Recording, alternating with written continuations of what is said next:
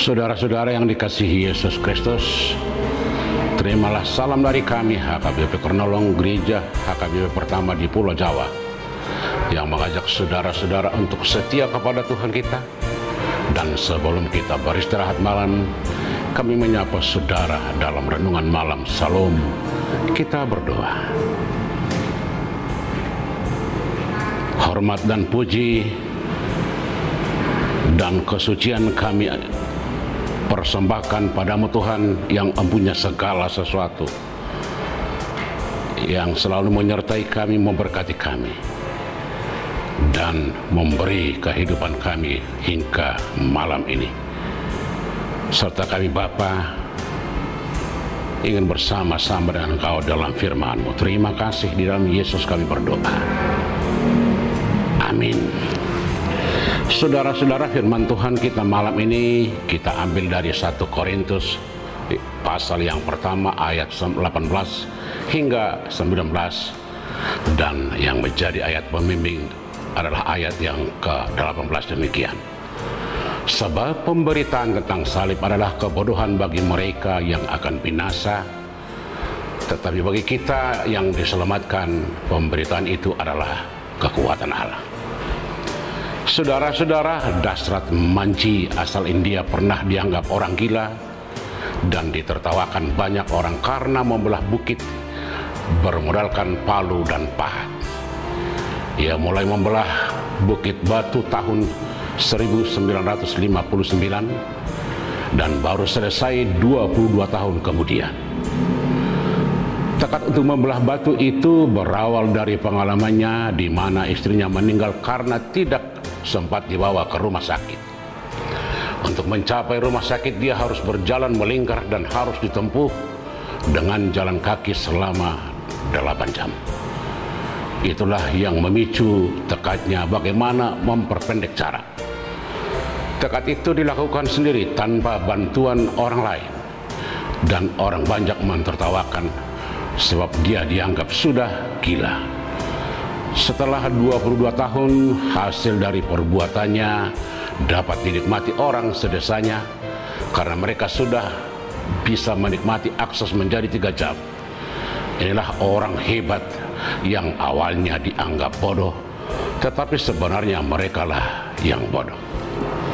Saudara-saudara, kejadian seperti yang dialami oleh Dasrat dari India ini sering terjadi di sekitar kita. Bahkan dalam Alkitab sendiri kita baca sering tentang orang yang ditertawakan oleh orang-orang sekelilingnya. Bagaimana Nuh ditertawakan ketika dia membangun bahtera di atas gunung. Namun saat bencana air bah menghancurkan segalanya, orang baru sadar. Abraham, Musa pernah juga mengalami hal serupa, dan Yesus harus berhadapan dengan orang-orang Yahudi yang menuduhnya pemabuk, pemalas, dan lain-lain.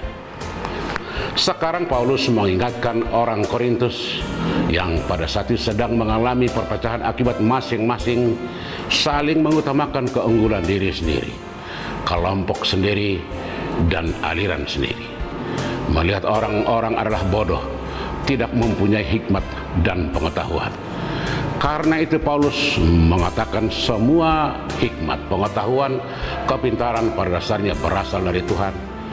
Dan demikian semuanya itu masih kebodohan bagi Tuhan, dalam arti belum apa-apa. Kalau Paulus memberitakan Injil itu bukanlah hikmat, tetapi keselamatan yang diberikan Tuhan melalui salib. Salib bagi Paulus adalah hikmat Tuhan yang tidak dapat diimbangi oleh apapun. Karena dengan penyaliban Yesus, semua dosa ditanggung, semua kejahatan manusia dilimpahkan kepadanya agar semua orang selamat. Saudara-saudara, memang bagi sebagian orang salib adalah kebodohan, karena bagaimana mungkin Yesus yang adalah Tuhan dapat disalibkan? Bagaimana mungkin Yesus yang adalah anak Allah harus mengalami penderitaan? Banyak orang tidak mampu memahami ini dan bahkan membuatnya menjadi bahan ejekan dan tertawaan. Masih banyak lagi tuduhan dan ejekan orang yang tidak memahami misteri salib dengan mengatakan bahwa Yesus tidak pernah disalib atau tidak mungkin manusia menyalibkan Tuhan. Tetapi bagi kita peristiwa penyaliban Yesus adalah anugerah Tuhan yang tidak terbatas. Karena salib kita ditebus dari kegelapan kepada terang, dari kematian kepada kehidupan, dari yang fana menjadi abadi, dari orang luar menjadi orang dalam, dari orang yang dimurkai menjadi orang yang diberkati. Boleh orang lain menganggap kita bodoh, boleh saja orang lain mentertawakan kita, namun kita akan tetap setia dan mempunyai iman yang tidak akan goyah oleh apapun. Sebab kita tahu Tuhan akan menguatkan sebagaimana Dasrat dari India ini yang tidak pernah mundur dari tekadnya, sampai pada akhirnya mencapai hasil yang gilang gemilang. Kita telah dipilih Tuhan untuk menjadi anak-anaknya. Jadilah anak-anak yang setia. Amin, kita berdoa. Kembali kami mengucap syukur Tuhan untuk semua anugerah-Mu yang kami peroleh sepanjang hari ini, di mana kami masih menikmati kehidupan, kesehatan, sukacita, persekutuan dengan semua orang.